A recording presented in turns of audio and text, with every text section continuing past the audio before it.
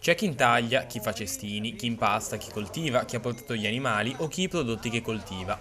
L'Agricassa di Borzonasca è una grande fiera che riunisce tanti aspetti diversi delle tradizioni dell'entroterra ligure. Quest'anno è giunta la 17ª edizione e ha richiamato qualche migliaio di visitatori nel primo fine settimana di ottobre. Siamo qua per fare folklore nella festa e accontentare più bimbi possibili. Noi siamo qua per far fare un giretto sulla groppa dell'asinello ai più piccoli, diciamo. Adesso si sta cercando un pochino di recuperarle perché comunque insomma è un patrimonio che non va perso, hanno dell'ottimo latte, anche come animali da carne diciamo sono spettacolari.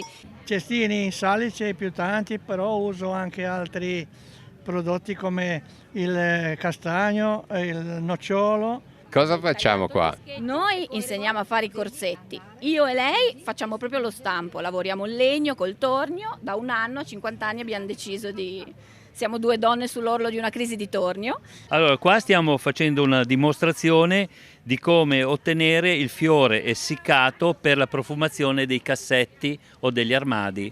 Quindi noi lavoriamo con il mazzo che è rimasto, che è seccato. Un po' di tutto, dai portapenne ai centrotavola, abbiamo portauovo. Ma sono tantissimi anni che ogni tanto ti incontriamo. Sì, ormai siamo veterani.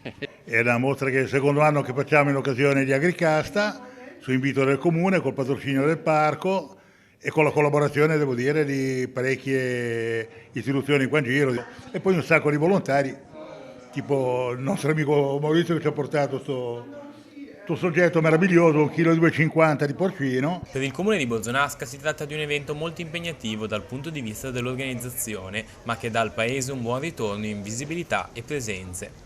Comunque nasce con la collaborazione del Comitato di Promozione e Sviluppo. Il Comitato continua ad esserci vicino economicamente e soprattutto con la manodopera, perché se non avessimo la manodopera Agricasta non si potrebbe fare. Perché per organizzare una cosa del genere ci vuole tanta disponibilità. Anche quest'anno ci siamo riusciti e ne siamo contenti.